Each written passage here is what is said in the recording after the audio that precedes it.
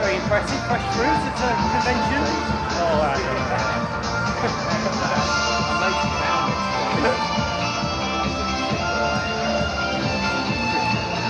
Yeah. Oh yeah, you can tell when you're doing that, yeah.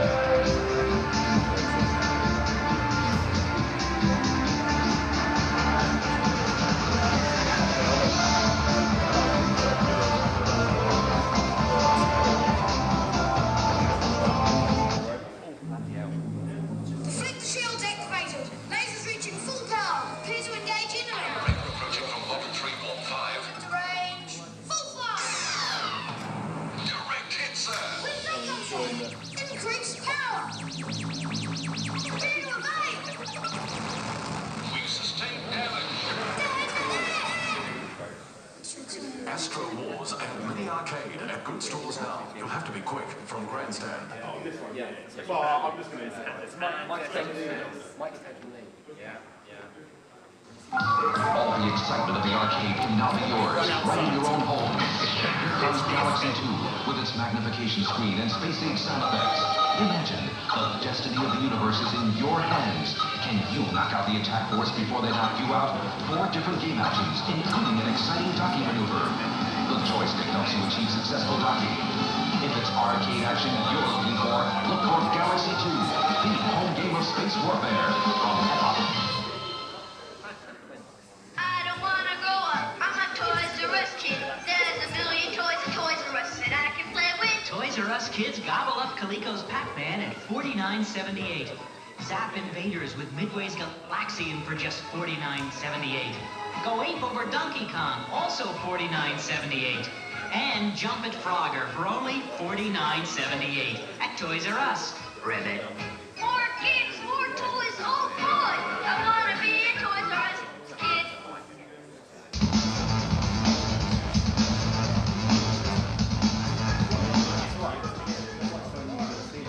Hello, Play Expo Blackpool!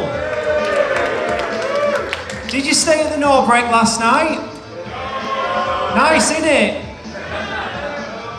We are filming for YouTube, everybody, but it is on Steve's camera, so they won't be able to hear or see anything when they watch it at home. But today for our first panel, we are going to be looking at tabletop games, and joining me on the top table tonight is... These are good intros, these. Star of the Gadget Show, influencer, designer, tech legend, and owner of a DeLorean. Please welcome Jason Bradbury! Yeah, anyway, you like, avoid all the long cables. On a mission to complete the complete history of gaming on YouTube, from Kickstarters to complete histories, please welcome Slope's Game Room! Yeah.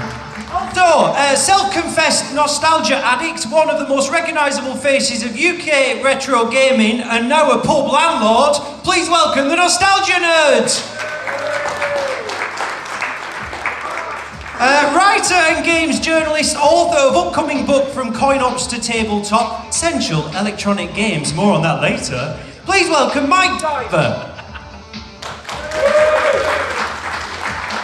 And today, reluctantly experiencing his very own face reveal, it's Chris Hill from Games You Loved! I'm going to put you over there. Right then, folks, so we've got all these beautiful machines in front of us here. Some of these tabletop games, I think you'll agree, are sort of unfairly maligned, aren't they? They're not quite as popular, and people don't make as many videos about them. People say nasty things. Tell me why it is that some of these machines aren't properly loved in the way that Chris loves them. Jump in, Dan. I mean, as a kid growing up, when I saw these machines, I had a couple of them. They were definitely, in my mind, they were very cheap. You know, I had a few of them, but I never wanted to play with them that much because I had a Mega Drive. You know what I mean? But when you grow older and you realise the technicality of actually building something like this and having to simplify such an iconic arcade machine in a lot of cases, with like Pac-Man and what have you, yeah, you get a lot more excitement out of them. Is there something about these games not necessarily translating from the arcade experience? If you look at something like the Frogger, it's not quite translating from the arcade experience into the home. What do you think, Peter? I mean, it doesn't translate at all. These are crap compared to the arcade experience. But you get one of these for Christmas, and it would be like the thing you would use for weeks, and you have nothing else. So you had to like fall in love with it. So you go to the arcade, and you could hold this up to the arcade machine. It would look nothing like it. But you go home and you convince yourself that this was the arcade experience. And even though like Afterburn, you get like a crappy little joystick. Compared back to the arcade, it's nothing. But you play. It's a nice joystick. What are you talking about? I mean, yeah, but the design is awesome. The design of the machine is awesome, not the game itself. Have you felt the build quality though? If it was like no, but it looks good, doesn't it? It looks good, yeah. Well, luckily we've got a design expert here today who I believe has a, I'm talking about you, has a master's in design. Did I do my research correctly, Jason? No, I don't. Oh shit. No.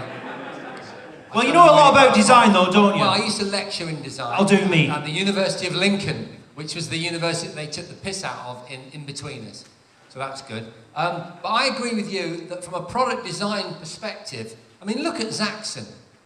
I mean, I didn't even know that they... What's that unique perspective? What's it called again? It's like, isometric. Isometric. Now that's how they got Tupac to come back from the dead. Yeah. Isometric gaming is a complex thing, even when you play it on a ZX Spectrum or in the arcade. So to do it on what are they called? Vacuum fluorescent displays. Is that right? From a technical design point of view, is an absolutely astonishing feat. I'll tell you something about the Frogger, which I have to take issue with you slightly, in that it might be because I was growing up in Lincolnshire in the 80s, which was really shit. It was really, in fact, you know, Stranger Things? I literally grew up in Stranger Things. So Lincolnshire is full of big wide roads, right? And then military air bases and forests, which I used to sort of access on my BMX bike. So it's very rural. And what I'm going to say is, I feel that, well, for me, I had a Philips, was it the G7000? What's the Philips? That white clean keyboard. So I didn't have access to a really powerful gaming platform until about 83 maybe. And so something like this had a bit more meaning because of that. Do you get what I mean? When it's all you've got, I think it's a pretty close rendition of what you might have experienced at the arcade. I mean, these are comparable to the G7000 in their abilities, to be fair. Yeah, in their absolutely. graphical splendor. Yeah. And it's like Peter said, if it's all you've got to use your imagination. Coming over to Chris to take a more positive slant on things now, Chris. Which game absolutely does survive the conversion from coin-op to tabletop? Trouble is, you're talking to me, so I still believe they are the arcade. When I was a little kid, I used to play like Tony Turning Dashboard, and I think I was playing Outrun, you know, I mean, the brain was trying to connect the two things together. But strangely, even though I'm 50 in a few months, I'm still in that place, like weirdly, you know, like a kid, playing those games, playing this game. I mean, yeah, I can go in there and get the real deal, but it's that thing of like, you know, you have to convince yourself it's that good, but really it's, yeah, that word. I think we've already said shit a few times already. I think we're all right, Chris, yeah. Shit. Talking about Toby Tabletop, so I had like a Corvette one, and the road would loop every 3 seconds. And I would sit and play that for hours. And you couldn't even crash. Like, the car would just go over all the cars, everything. And I'd be like, oh, God, trying to get around all these vehicles. Piece of crap. But entertainment for hours on end. Mike. Hi, welcome to the show. Hello. What, as a kid, did you have tabletop-wise? What do you think of when you think of tabletop gaming as a kid? So my one that I spent a lot of time on my old bedroom carpet annoying my dad downstairs with the noise of it was Puck Monster. So when you talk about games that translate from the arcade or whatever, you got to remember, like, I mean, I was born in 80, So I wasn't going to loads of arcades in 82, 83. So to me, Pac-Man that I was aware of from various branding things, Puck Monster was the same. That was still Pac-Man, so I played the same. So absolutely loved that game to death and played it to death, literally, till the joystick just wouldn't go left anymore. So yeah, that was a big one. Afterwards, you talk about Frogger there. Frogger's one I've still got at home. Some of the other CGL ones, which are Gakken over in Japan. We had Astro Wars, which you saw trailered here in various other names around the world. You know, a lot of them are brought over from Japan. They take on different names in this country. Obviously, a lot of you will be familiar with the Grandstand brand, which kind of relabeled a lot of them. So yeah, I mean, Puck Monster really was the big one for me, but a few others, you know, after then around the time. They were sold for years. You know, you pick up Argos catalogue in 86, 87, you still have them in there next to like the NES and the Master System and stuff. So, at which point they did feel like they were a little bit cheaper. Like, I remember my uncle getting me them, and I really wanted the Sega, but like, you know, they'd get me like the, no, well, these were if you were lucky, otherwise you get those little Sistema, like handheld stuff you used to get from Index, pieces of crap, you know. I mean, these ones lined up here, the best VFD games, Zaxxon being one of them, is amazing actually, really good fun to play, and from a design point of view, like Jason was getting at, like how they achieved it with the displays they got is actually incredible. Afterburner is a piece of shit though. Like that one is a piece of shit. It looks nice, but like that is LCD bollocks. Yeah.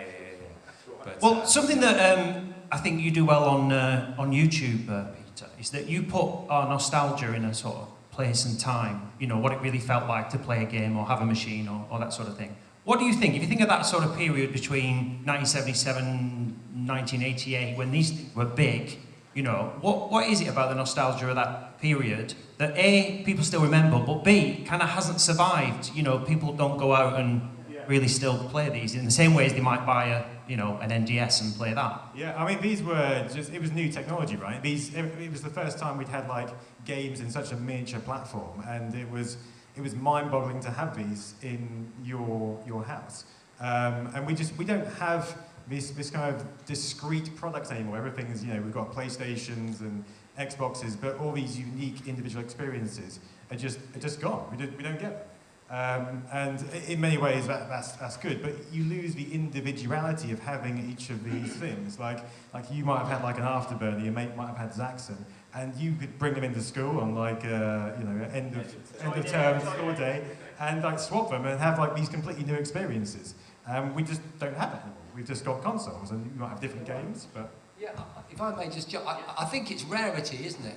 That's what it is. I think so. Being the dad of 3 teenagers, you know, the notion we were talking about the other day. Actually, I was trying to explain to my daughter how waiting for a record that you'd heard on Top of the Pops, going into what for me was Woolworths in Horncastle, which was about 12 miles away, and it wasn't like now where we've got 87 cars per family, and you can just, you know, get wherever you want to go. I had to get the bus or cycle, and then I'd order it and wait 2 weeks for the 12-inch to come in, Kajagoogoo or whatever it was, right? And so I think that looking at the, you're a young chap to me. You're a young whippersnapper. A nice guy, isn't he? And I was born in 1969, and so I feel that there is a sense of amazement about this technology that I want to make sure is relayed. And I'll give you an example from a technical point of view that I think is really important. And that is just the sheer kind of design solution to something like the Pac-Man. I don't know if we've got Pac-Man on here. What they did with these fluorescent formed screens is you've got all the graphics are already on screen. I'm guessing you probably know this because sometimes you can see some of the other images that you're not even playing with. They're ghosted on the screen because they're kind of, you know, they're not fully lit. And so the way that they did Pac-Man, if I'm correct, is each ghost has a Pac-Man inside it. Inside it, yeah. Inside the mouth you have the dot as well. Yeah. Yeah, so you have the dot, then you have the Pac-Man, and then you have the ghost around it. Yeah. Yeah. And depending on what movement you're doing and what's happening, one of those 3 elements lights up. Yeah. But not all 3 of them. No, you can get all 3, technically. If the ghost is over the dot and then Pac-Man comes in at the same time. And there's a clinch moment, yeah. So I just think it's just from that point of view, compared to, say, the way that the kind of pixel-based graphics in the arcade machine are constructed, it's a really interesting mental design job that was done. I think you're onto something there. The fact that you can look at it and see that those things are there, even though they're not lit up, it's kind of it brings you into it in a little bit more of a way. It's like the sort of, you can see the mechanics of how it works. We were talking to Mike about his first experiences. I should go round and find out what either your first tabletop machine was, or maybe someone at school brought it in on Toy Day. I'll start with Chris and go along the line. Chris. Well, if you follow games you love, you've probably seen it a fair few times. It's the Tomy turn-in dashboard. That's my ride, basically. And I've got about 5 of them now. I just can't stop buying them because there are variations. The German one's actually got a Porsche badge on it, so they must have done some licensing thing out there. But there's quite a few different variants to it as well. But yeah, it basically, like Pete said, you just can't. I don't know if it's my ones, but you just can't crash. You're just like going along, round and around. But for some reason, my tiny brain just seems to enjoy that. That's a good, it's relaxing. I still like, yeah, exactly. So, you know, you can't go wrong. Can't go wrong with it. Dan. So as a kid, I had Caveman. I don't know where that one came from. That was just, as far back as I can remember, there was Caveman. There was Astro Wars. But I remember I bought Scramble. Like, my mum would always give me, or my dad would give me like a couple of quid to go around a boot fair, and I picked up Scramble, and then I got told off because it didn't work. You stopped buying crap. But then we fixed it, so I've got like some hardcore nostalgia to that one. So like, oh wow! And then I'd tell my friends, I helped make this game. Like, but it wasn't until like I was in my teens and I was going around a boot fair, and I picked up Demon Driver. Oh my god, that's so good. Demon Driver. So look up on YouTube. There's only one really decent video of it. If you look up F1. Atari, there was an Elemecha machine created by Namco but released by Atari, and it was incredible. So it wasn't like an arcade as in the sense of like, you know, graphics on the screen and stuff, but you actually had a spinning disc behind the screen, a plastic see-through disc that would shine light through the plastic disc that would have a road on it, and then they'd have a little electronic cars moving around, and it would all project beautifully on the screen, and that sort of made, when I saw that, I was like, wow, that's kind of like what I played with Demon Driver really early on. And they remind me of Elemechas, because with this one, you have like Pepper's Ghost effect, where it would actually project the light onto a coloured background, and they would have to do all these really clever things to try and replicate these really obscure machines. Yeah, it's genius. It's like mechanics coming into gaming in a way that, you know, software-based. Oh yeah. Just will never be. And I remember, even though I didn't really play on these machines, I would put them on my shelf on my windowsill. And so when people would still come round and play on the Amstrads or my Mega Drive or Master System, they would go to them. They didn't have batteries in, but they would, oh wow, what's this? Even though, you know, you can perfect the gameplay in an afternoon at most and then just loop that for the rest of the time, they were still cool to own. Yeah. And it's those associations that you never forget. I tend to, Jason, when I look at these, I remember them being in like the Freeman's catalogue. Yeah. And you know, how much it is per week to own it rather than how much it costs to buy it. What's your first memory? Of the Freeman's catalogue? Yes. The lingerie I think you know the page we're talking about. Did I just say what I was thinking? No, I think you're right. I think, again, it comes down to rarity again. I'm just trying to place it in a very important context so that everyone in the room really recognises why these are important. I mean, the very fact that they are objects and that you'll see them in the back of YouTubers' streaming setups, you know, whereas there are some amazing games on my iPhone, right? It blows my mind. I can be on the train and I can play that, or on my Steam Deck. You know, I'll be playing blooming like Cyberpunk 2077 on my Steam Deck, and it's insane. Like it's, you know, and yet I can't put it on a shelf, can I? No. I can't have this. I mean, have you seen what Chris has put together in the other room? It's an incredible display. It's the largest collection of tabletop machines ever put together for a convention that we've got in there. So if you haven't been through and had a look, I just made that up, but there's a chance that's correct. But do have a look. How many machines have you brought, Chris? Just to 60 today. You've got 60. 60 machines. I didn't even know that 60 were made. So just to conclude, so I'm saying that the physicality of them is something really unique and special. And I would imagine, well, it is being emulated now in the way that everything comes around. It's the only good thing about getting old is that you do get this sense of wisdom, don't you? And it's kind of funny because youngsters think that this is the first time they've seen anything, and you've seen it, it's its third iteration. And Numbskull and other companies are doing something similar with the quarter arcades, you know? I was going to say to your point, the thing I was going to say about these things is they obviously you get the cabs emulator multi-game. They're a dedicated machine. You know, I think that's the thing for me personally. That you know, you are just playing Zaxxon, or maybe a better example is you haven't got Miss Pac-Man and Pac-Man on the same machine. They're separate machines, and I think that for me that's why it's like the arcade for me, because you know, obviously in the arcade originally you didn't have, you know, where you had multi-choice and things like that later, but you had that one game, and that's all you're doing. You've got your head down playing that specific thing, and that's the wonderment I think for it all really. Plus, these machines and people like you collecting them is single-handedly keeping D-sized batteries going. What were the ones that were even bigger? Were they DD? C? So is it C? Which one was bigger, C or D? They're like really stupid. Oh, C, D, double D. Is it double D? No, I don't think double D was. I think That we're was on the another Freeman's area in the catalogue. catalogue.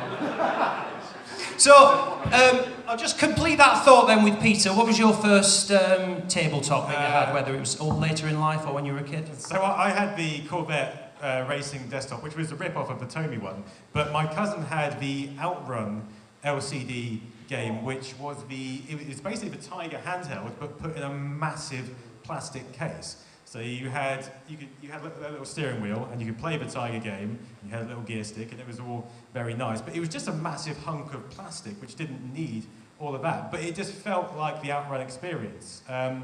Octavius recently bought me a Batman version of it, which I didn't realise existed, which is basically the same game, but they put the Batcar in it.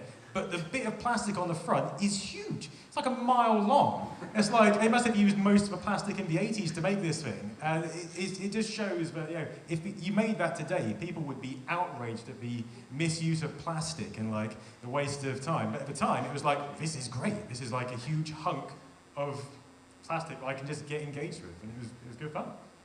Right, you've been patiently sitting listening to this conversation, but now it's time for you to get involved. I didn't give you enough warning there. Now it's time for you to get involved. Cheers. As we play Tabletop Tipping Point. Right, so these, as you can see in front of us, you what? I got mics before. We've done it. I've ticked him off. It's all ticked off. I'm not playing games. Right, these are a selection of Chris from Games You Love's most beloved machines. We test the panel and the audience, recognising through sight and sound these retro LED lovelies, and for every incorrect answer, as its tipping point, I'll push one of these off the table. So you can see what's at stake. I mean, them batteries are going to fall out, aren't they? Right, so this is what's going to... He's thinking, is he kidding? I never know what it is. Right, I'm going to play you the sound of a game, and then first one, I'm going to let one of you shut your hand in the air if you know what it is. Okay, are the rules clear? Yes. You're on board, lovely. Okay, have a listen. Have a listen. No. Have a listen. I don't know, am I? Oh. Fucking give that away, ain't it? Right, I'll give you that one then. What could it be? That was Alien Attack. I'll show you again. There we go, look. Right, so that was... It's alright, this will get better as it goes along. Right, have a listen to this one. Right, what is it? What? Who said Astro Wars first? All of those people said it first. I think it was you. Stand up, take your round of applause. Stand up, stand. Okay, don't stand up. Right, let's have a look at that then. Here it comes, hopefully. There it is. And is that your machine? Okay, so that's Astro Wars. Right, we've got another one for you. So this is for the audience again, and the next one is going to go over to the panel. So what's this one? This is a bit more tricky.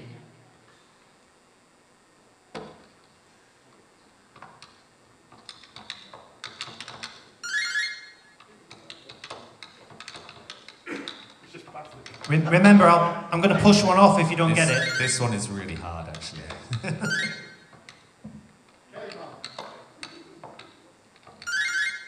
No? Okay, Chris, which one can I push off the table? Push your pen off.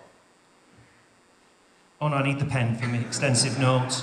Right, have a look. This was, well, you tell them, Chris. Is that basketball? Basketball. Yeah, have a look. Can't believe you didn't get that. You'd gone to bed earlier last night, you'd have got that. There we go. Right, this one's going over to the panel, so nobody look at me laptop. I was going to say, yeah. Stop looking. Right, okay. This is for the panel. Stop looking. I can't help it. This is for the panel.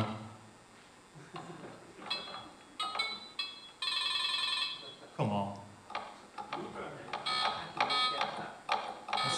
Stop it! Well done, Nostalgia Nerd. That was indeed Donkey Kong! And we'll do one more for the audience. Which one have they got a chance? Oh, you might have a go at this one. Oh, it's up on the screen. Oh, shit. It's what?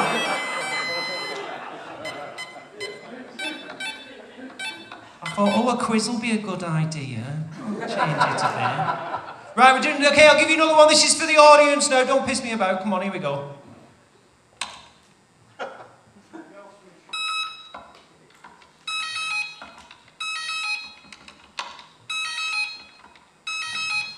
It's another hard one. It's a really hard one. No? Should we give a clue? Yeah, you give a clue, because you can see it. Alright. Animals, am I right? Animals? Who said safari? Wrong! No, well done, it's safari, take a look! It's the Bambino one. It's impressive. Like Bambinos were not in Argos. Anyone here from the panel know safari? Can tell us your thoughts on safari? Also, that was the worst clue ever, so well done for getting that. Are there no animals in safari? Yeah, but I mean... Oh, that's an advert, ignore that. Come on to that later. Right, I think you'll agree that was an enjoyable and well-planned segment. Cheers. Thank you. Stop it, really, stop it. Okay, right, here's a good question. I'm going to go right through the panel. I'm going to start with Mike, because Dan thinks he's been left out, so I'm going to start with Mike over here. What retro arcade games would you like to have seen converted to tabletop? Like one of these? Could it be That from never- anywhere in history? So any retro game Okay, that never got one. I'd like to see a VFD Time Crisis. Yeah. Wow. Yeah. I mean, how you make that work, I don't know. Science. Would it be amazing? Yeah, science would win. Yeah, that would be good. Yeah. Peter? So, wasn't there a Tiger handheld version of Time Crisis? Was there? With like a little gun, and it had like 4 sensors.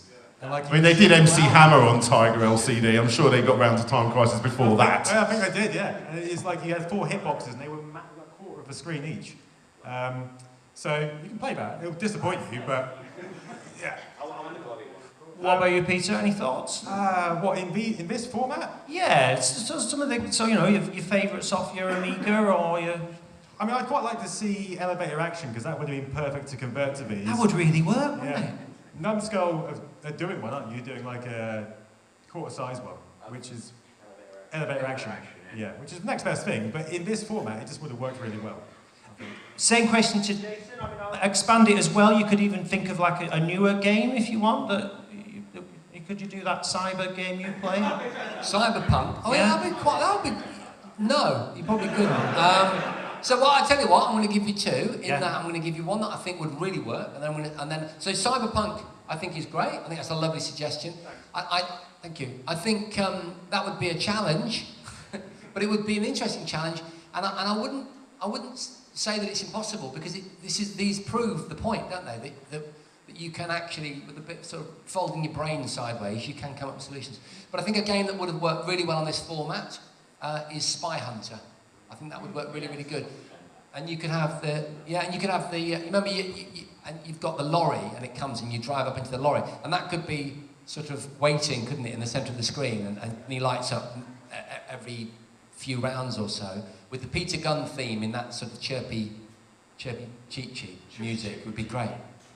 Are you going to say something Sonic related? I'm guessing. No. I mean, there are Sonic Tiger LCD games. they're terrible. But I tell you what, like someone more recently, I did a video on Castlevania ROM hacks and whatever, and someone made a Tiger LCD type Castlevania game. Like they basically ported Symphony of the Night into an LCD. But no, probably something like Geometry Wars. I think that'd be pretty cool. Yeah, that's a newer one. Chris? Well, I'm a driving sort of enthusiast, so I've got two. I think a 8-player Daytona that you can sort of lock to get 8, so you can sort of lock in, and then I think just like a Ridge Racer would be good. You could do that, but maybe like electromechanical, like really somehow weirdly basic, like if it was made in 1978.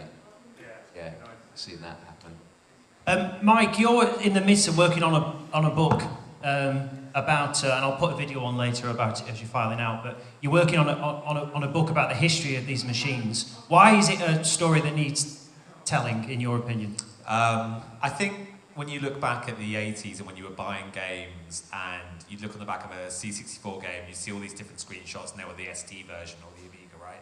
There was that chase for arcade perfection. There was like, everything has to be like the arcade, right? I remember like playing Robocop in the arcade, then playing on the Spectrum and going, that ain't, it's close enough, it's not, we talked about it earlier. But I think what these kind of games offer is that arcade imperfection and that kind of standalone factor that makes them unique but part of a wider ecosystem and part of a wider history. So when you look at Zaxxon, you talked about Outrun there, Pete, like various like official licensed stuff like the Coleco things. These are games that were made to complement the arcade. Like there's wonderful old adverts of like, for the Coleco stuff of like someone playing arcade games, he won't go home to see his wife, and his wife like gets him like, here is the one at home, blah, blah, blah, blah. But they know it's not the same game, but they are, as like you say, through smart solutions, they are something a bit different that sits outside of it but complements everything. So when you talk about gaming, I've written several books and various other pieces on gaming history. These are a core part of that quite often gets left to the side, but actually they're absolutely part and parcel and foundational. Like when it comes to we don't get dedicated handhelds so much anymore, or dedicated, tabletops like this.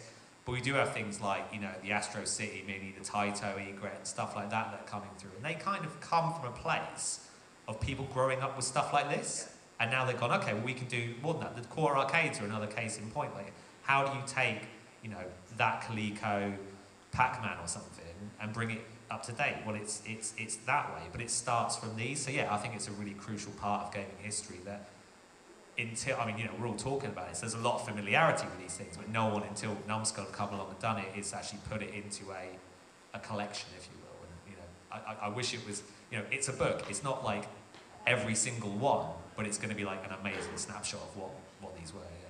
I mean, the other problem is that the more you talk about them, the more the price is going to go up on these. Well, I mean, very few of these exist of each one. I mean, you're going to be throwing these in. How many of these got thrown in the bin back in the day? Well, this is what I was going to say. When you said about going to like car boots and stuff, well, you would find these for like £2 or £3. Those days are long gone. I mean, God, there's probably £1,000 worth of stuff on this table, so please don't tip them off. See, I went to a pinball room with a few like non-gamey friends of mine, and they were asking me like, what sort of people are going to be at this place? I mean, well, it's actually quite different. The retro scene, they play pinball, but they're not part of the pinball community, and the pinball community don't tend to be in this, and this is even more niche than that. But like you say, it's important. Yeah. One of the things that you do on your YouTube channel that's great, Dan, is that you find these kind of oddities, more obscure things, facts and games. What would you say out of the tabletops that you're aware of are the kind of weirdest, strangest? So I might be sneaking away from tabletop, but it's kind of in that era. I'll allow that, Dan. I've got the Sega. I'm forgetting what the name of it was. I bought it, and then Retro Man Cave did a video on it, and it was featured by YouTube. Oh, I'm well aware of that happening. I can't remember, and then I was like, damn it. But I mean, the person that sold it to me sold it stupid cheap, so yeah.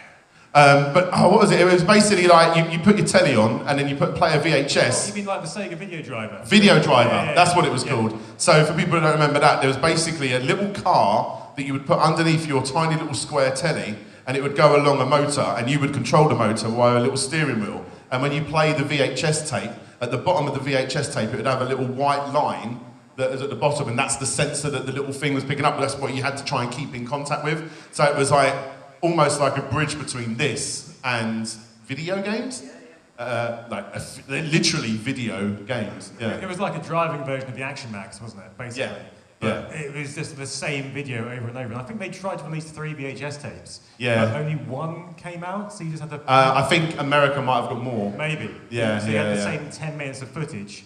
Yeah. And just playing that over and it was just so bad. It was literally someone had put a camera in the front of their car and driven. Yeah. So even though you have to kind of steer, it doesn't really make sense because sometimes it's just a car just taking over the lanes in front of you. It makes no sense. But as a kid, you're like, wow, all you're doing is just watching your little car do this at the front. That's the thing. It's like a tiny plastic car, and then on the screen you've got these massive Corvettes. It's like, what kind of world am I living in then? I've just put this up because, Chris, you know the book that's coming out, presumably you've had to take all these pictures. So these aren't, you know... So this is why we need a machine. You must have had to bought quite a lot of machines. I mean, you know, we could go on Google Images and swipe them, which you can't do, but we just want to feature our collection. You know, it's kind of a mix of collections. A bit of Mike, a bit of me, a bit of also Matt's trying to read his name, my boss. And that's the point, you know, these are our personal kind of items of, you know, kind of like our own thing. We're not just like suddenly gone along and, you know, sort of decided we're going to, you know, just do this. This is something we've held on to ourselves. We bought them for the book and added to the collection because, you know, we wanted to have substantialness, and that's where we've ended up. So the stuff we've got in there at the moment with the Kickstarter is the kind of base, and then, you know, depending on the success of the campaign, we would love to, you know, add to it really. Which of the machines, in terms of how much they cost at the moment, is the kind of Sam Coupe of tabletop machines? What's silly money at the moment? Well, often, you know, so these guys teach them to suck eggs. The box, there's ones where they're boxed, you know, that much more. So there's one on the stand, which is Pengu, and that's a fairly pricey item. Got a security guard managing that one. But Saxon's a pretty hefty beast as well. It's quite hard to get in that condition. And again, it's that point condition box that's going to, you know, add that value really in terms of them. So yeah, they hold their value. They're a good investment. Some of them are hard to get hold of, and obviously get them in working order as well. I mean, you have to give them a bit of a bang and a shake sometimes to get them working. Yeah, overall, you know, if you look after them. But I was chatting to one of the guys earlier, and you can replace, obviously, all the, you know, elements, get them working again. I think some people, a bit like arcade machines, like fixing them, getting them back up to speed. There's also a guy, I can't remember the actual YouTube, where he's put like an outrun in a Tomitronic, which is just unbelievable. So he's put the, I guess, a main version of outrun in the Tomitronic dashboard. So there's some mods and that going. I'd like to see a bit more mods actually. It could be quite interesting. But you know, maybe that's the problem, isn't it? They're going to start getting gutted, and Raspberry Pis will go in them like everyone did with their Spectrums in. Maybe ones that are in the skip but completely wrecked, you know. Yeah. I remember Touch Me. Hello. I'm not asking you to do something. No, there was Touch Me went for a lot of money eventually, and that was Atari. That was an Atari arcade game where it was just 4 big buttons, and it was essentially Simon. And eventually they brought that out as a small handheld, and then it got ripped off. Well, yeah, I suppose ripped off, and Simon came out, which was much bigger and bulkier, but everyone remembers Simon and forgets Touch Me. And then when they started doing newer versions of Touch Me, everyone was like, oh look, Atari are copying Simon. It went the other way round. So the timing of things was a bit wild around then. There's a lot of people ripping each other off and stuff. Just to touch on, you mentioned the photography. What was really crucial with the book as well, in terms of actually getting hands-on with these things, was like the process of playing them, if that makes sense. Like how much the buttons give, what squeaks, you know, the feel of them was really important. So hopefully it's not just a book of specs. And the photographs are lovely, but hopefully it's not just that people don't read it and just go like, oh yeah, it takes X amount of batteries, it has so many levels. Yeah. Like, we did really try to get that you know, that nostalgia of actually touching them and playing them, because like that's what you remember, right? The feedback of a joystick, how far that joystick travels and stuff. So that was why it was crucial to actually have them. If you want to find out more about the book, you've got a stand in the Traders Hall where people can come along, and we're handing out some things on the way out. But before we finish, we are going to do some questions from you guys, okay? And then we'll let you get on, because I know that some of your blood alcohol levels have dropped dangerous levels. I'm looking at you, no. Right, who's got a question? Come down here, because my reception's a bit weak. Yeah, in more ways than one. Right, come here. You can ask anything. It can be anything. Impress me. Let me ask you one question. I'm collecting these things as well, and I discovered that the Grandstand Scramble doesn't actually play this proper Scramble game. So, do you anything? It's a different one, yeah. So Scramble that then was like, God, was it? I always think it was called like Astro War, something. You know, they changed the name. It was Rambler as well, like from the Konami Scramble, right?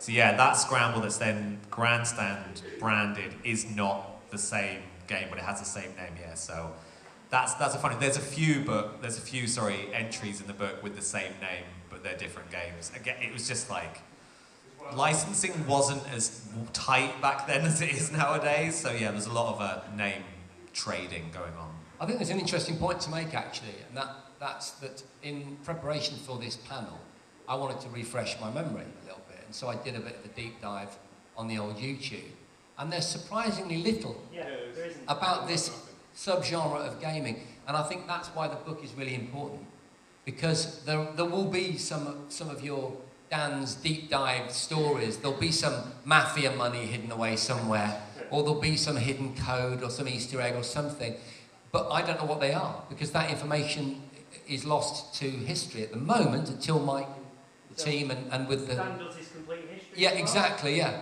exactly. So I think for that reason, I'm really fascinated to see this project come to fruition. Yeah, dead right. Another question? It can be about anything. Oh, come on. At the back. At the back. I don't know why I'm walking over, because the mic don't stretch. I know you want to know. Just shout it out. Yeah, shout it out. Everybody can hear us, can't you? Yeah.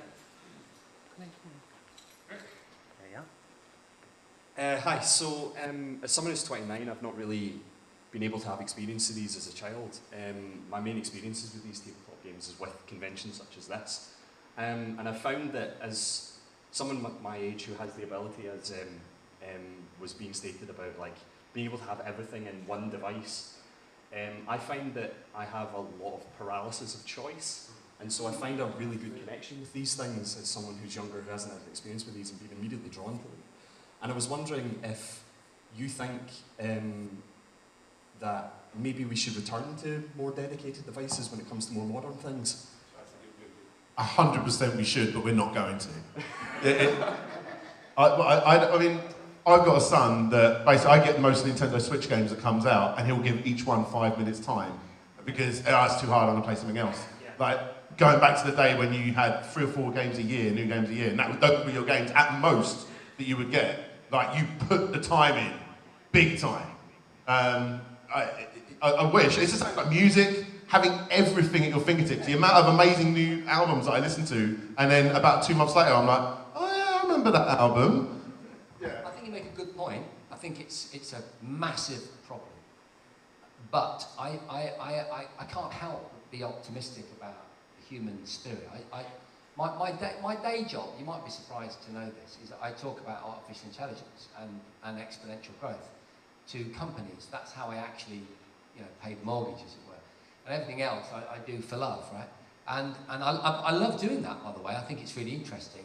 But what I mean is it's work as opposed to everything else, which is play. And in that context, I talk a lot about rarity and about things. I'll give you an example, right? This is why the only point I take issue with is that we won't return to that, or that it won't become a commercial proposition, like for a startup. I mean, startups often push rarity as part of the culture of a particular product. I'll give you an example of what I mean, right? In the 70s and 80s, I remember when coffee was subject to the automation that every foodstuff was subject to, like the soda stream, and the kind of the tea machine that you used to have next to your bed, mom and dad used to have next to their bed. the trolley, you know, what was those trolleys called? The tea trolley, no, not the tea trolley. What I mean is when you had a meal in the 70s. What, the ones that kept them hot? Like, kept all the meal. Yeah. Hostess trolley. Thank you very much. And then when you went to hotels, it was like, wow, look, that machine can make coffee. The point is the coffee was not very, very good, but it was all about automation. You get me? And now you can't go to a town in Britain or a village in Britain and not find a place where you go, you stand in line for 10 minutes, someone generally with a tattoo and a beard or lots of piercings takes ages to make an artisan version of what you could get from an Esso machine, you know, petrol station machine in 30 seconds.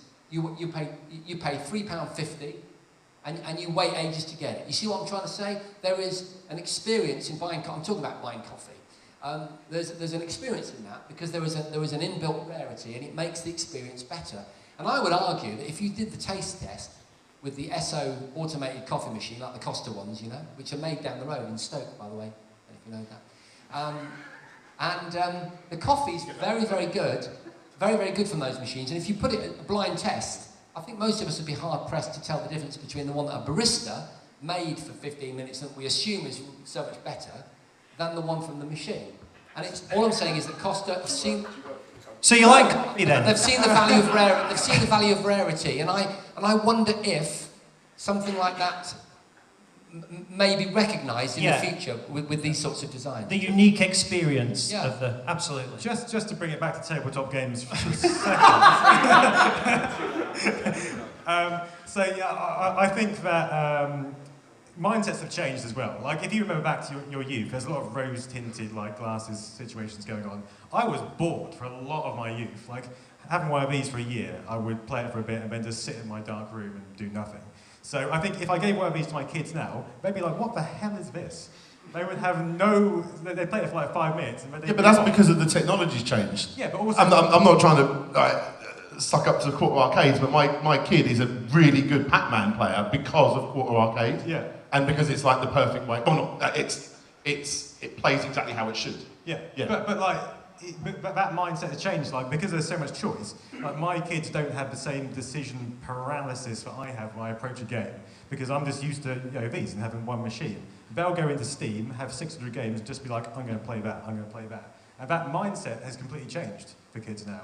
And they'll get a phone and they'll just play like loads of games. But for us, I think because that is not a kind of embedded thought process we've had from youth, we get overwhelmed with it. And I think that's the difference between what we have and what younger kids have now.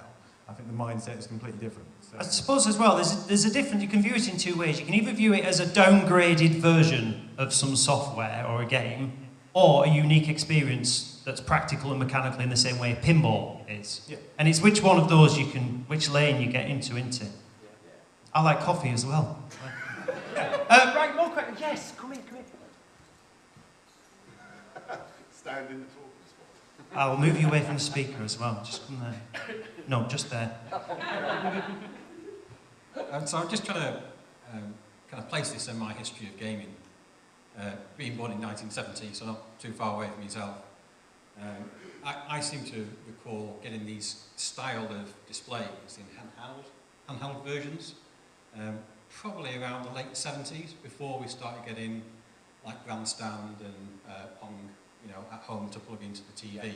So I think my memory, if it's right, was this was kind of cutting edge back then. It was as close as you could get, to the arcade experience. Is that how you folks remember? I mean, yeah, there were LCD. If you think about Game & Watch and stuff, those were all LCD. Basically using calculator kind of screen technology, right? So the vacuum fluorescent screens did feel radical. I mean, it's probably no surprise that so many of them are sort of, designed to be space-age sci-fi things, right? I mean, they look and they pop and they, just off the back of what you were seeing in Star Wars and stuff like that. I mean, they do have that sort of futuristic vibe, even though it's only showing like 3 colours at any time, really, just the way that the displays worked. But yeah, I mean, the way that the kind of like those pocket kind of LCD games were coming through, Game & Watch being like the key part of that, or certainly, when was Game & Watch, 80? It started 80? Yeah. So yeah, these were definitely, felt like that upper level, I suppose. You know, that kind of the premium side of it. I don't know if there's any VFD handhelds specifically, just because of the sort of, you know, these use big batteries for a reason, and you couldn't really put them in a pocket-sized device. Yeah. Well, I remember getting something for Christmas, I think, before I'd got any home kind of arcade machines or things like that. There was a kind of handheld jet fighter game where you had a jet on the left and enemy jets flying the other way. There was 5 bullets in each other, and I thought this was just about the best thing you could possibly have. Pretty much like you guys recall, you know. And that was cutting edge. Like I remember waking up early, I think maybe on a Christmas morning, and opening this thing up early and playing it until my parents woke up, you know, on this handheld thing. So yeah, I can't remember what it was called, sadly. So kind of following this, I'm going to have to kind of research. But what you're touching on there as well is like, it's not just kind of what the game was, but where you were in your life, like in that kind of like, not just your gaming journey, but just like, it was Christmas, whatever year it was. And again, that's why having these things in hand is so important. Like watching it, I mean, all right, there isn't a great deal of stuff on these on YouTube or anything, but I mean, they don't carry through on YouTube very well anyway. Like, I mean, you could do a nice little, I mean, you've done a really nice big thing with, can't remember what channel it was, you did something with a whole range of them a little while ago, didn't you? Yeah. But like, it is part of connecting it back to a childhood, a moment in time. So, yeah. I think the other thing is the alternative required a CRT TV, right? And we're so used to these, aren't we? And so this, to take your point, the previous chat, that having a screen that small wasn't normal, was it? It felt really advanced. And if you think, yeah, I mean, I think about the Microvision and stuff like that MB console, and like, you know, the display on that was garbage. I mean, if you can find one that works today, congratulations, you know, they're just not built to last. These things, like, they get battered around. Those displays, they hold up. They genuinely, like, they do last, unless you chucked them down the stairs as a kid or got into fights with your brother and yanked the joystick off or whatever, you know. Or push them off the table. Or push them off a table. Well, you know, if you have brothers like mine, that's what happened to a few of them. But so if they've got those batteries in. yeah, how fast they fall. I think expectations were lower back then as well. So these things seemed like better. I mean, do you remember like Ring Raiders? It was literally a plane on your finger, and like you play with that for hours. Well, I mean, an hour maybe. Yeah. I mean, like the R Zone came out. You know, the kind of virtual reality eye thing. Have you played one of them? And that was like Panda's virtual reality for the home. Yeah, and it was migraine inducing, and you couldn't play it. But I feel like that was where the decline happened. Like, if you look back at classic arcade games like your Space Invaders and your Pac-Mans, they're very simple. They're stupidly simple, but they're stupidly addictive. And they're easier to replicate because they are just move things around into perfect little blocks. When you start moving into like the R Zone, and there was a fighting game, Boshin, Tekken, oh God, yeah. And Daytona was on there.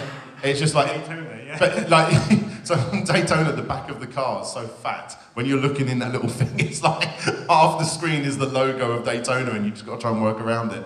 But yeah, like that's when it started going downhill, and they started getting a bad reputation. You look at like the majority of Tiger LCD games, they were bad. But you go back in time and you look at what the Game & Watch were doing, which is technically the same thing, but just on a dual screen most of the time, and they were incredible. Like Donkey Kong on a Game & Watch was arguably just as good as going to the arcade. It felt brilliant. Whoa. Sorry. No, I mean, back in the day, it was well good. It done everything it needed to do. As good as the arcade? Is that what As you're a saying? kid, yeah. It was still like a perfectly playable game, and you can still pick it up today and play perfectly it. playable game I will take. As good as the arcade, I will not accept. Should we arm wrestle over it? I'll take one more. I'll take one more question. Or not? Willow, come down. Make it something that'll... No Donkey Kong is better than Donkey Kong 94, is it, anyway? So. Stop, just leave it. It's not worth it. Stop it. Don't egg them on. Here you go. Will you come over here? Because it'll Yeah. So a lot of these games are based on like arcade games and the pre-existing games, whether it's like a sort of port or like kind of a clone. But are there any of them that you think are as good as, or if not better than the originals? I'm sorry, but I have hardcore nostalgia for playing Donkey Kong and realising it's still a great game. You go back and play most Time Velocity games and you remember them being terrible even then. Yeah. That's my point. Well, that's for nostalgia, isn't it? That's for nostalgia talk. I probably played Donkey Kong on the Game & Watch years before I played it in the arcade, in all fairness. Have you played like Super Mario 3 on the actual Watch version? Like back then, I played that for hours on end. Right. If you can't compare that to the game itself, can you? They are very different bits. I would just to answer the question. I think was Astro Wars based on Galaxian? Yeah, it was. Yeah, because it was Super Galaxian. I think Astro Wars at the back, who just asked the question. Hello. Yeah, I think Astro Wars is really playable. I don't know if you guys want to slag me off for that. No, I was going to say, like, we got Astro Wars here, we got Star Force as well, which is like kind of like the sequel, I guess, or like a spiritual sequel. They play really well. If you take Galaxian gameplay, which is, you know, a twist on Space Invaders anyway, right?